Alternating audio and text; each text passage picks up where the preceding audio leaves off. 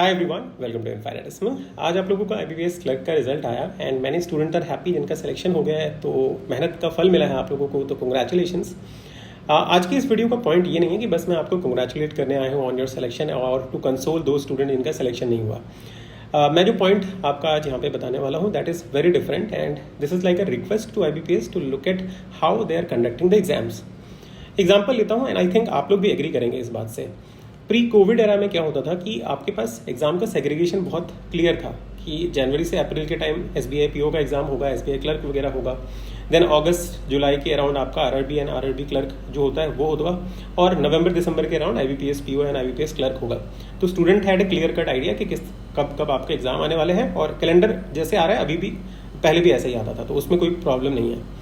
मैं बस ये कहना चाह रहा हूँ कि जिस तरीके से एग्जाम कंडक्ट पहले होता था कि एटलीस्ट जब रिजल्ट आता था उसके मेंस में ना आपको 23-24 दिन का गैप मिलता था, उससे क्या होता था कि बच्चे के पास कम से कम टाइम है कि वो अलग अलग सेक्शन कवर करे। ऐसा तो नहीं है कि एक सिंगल सेक्शन है और उठ के बस जाएगा और एग्जाम क्लियर कर लेगा। Why am making this particular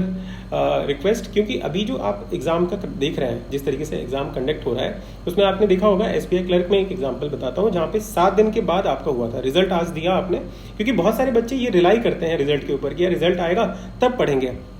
मान लीजिए आप ये कहते हैं कि 7 दिन इनफ है, उससे पहले भी तो हमने टाइम दिया है, एग्जाम दे के आइए तब पढ़िए। मैं आपकी बात से सहमत हूँ, बट प्रॉब्लम इज कि आप जो एग्जाम सीरीज वाइज में आप कंडक्ट कर रहे हैं, जैसे अभी का सिनेरियो देख लो, आपके पास 6 तारीख को RRB क्लर्क मेंस है, 13 तारीख को IBPS क्लर्क मेंस है एंड 19 तारीख को आपका IBPS PO है। तो PO का एग्जाम, प्रीलिम्स का एग्जाम भी साथ में है, मेंस का भी साथ में है। अब स्टूडेंट यहाँ पे क्या हो जाते हैं, कंफ्यूज हो जाते हैं कि इसमें क्या होगा ना कि उनको एक एग्जाम पे फोकस करना पड़ेगा कि या तो वो प्री करें या मेंस करें, और दोनों का सिलेबस ऐसा है कि आप जब मेंस में जाओगे और लास्ट फेज है ये मेंस आपका, उसके बाद इंटरव्यू अगर होता है तो जैसे मान लीजिए इंटरव्यू वाला कोई अगर है तो वो अलग बात होगी, लेकिन मेंस में भी आपको ऐसा तो नहीं है कि 1-2 सेक्शन पढ़ना है, GA पढ़ना होता है। जैसे अभी आपने देखा GA है, कंप्यूटर है, तो बच्चे अब किस पे कॉन्सेंट्रेट करें, और 7 दिन का ही टाइम है। और इसमें अगर खराब हो गया, मान लीजिए यहाँ पे मेंस गया और अच्छे से अगर प्रीलिम्स की प्रिपरेशन नहीं करी तो प्रीलिम्स वाला पेपर भी खराब हो गया। तो मैं बस ये रिक्वेस्ट करना चाहता हूँ कि ये जो सिस्टम आपने लाया था आफ्टर कोविड कि अब जो एग्जाम होंगे वो आपके towards the end of the year होंगे, आपको सभी एंड ऑफ द ईयर में सारे एग्जाम साथ में आ जाएंगे। But now since Covid has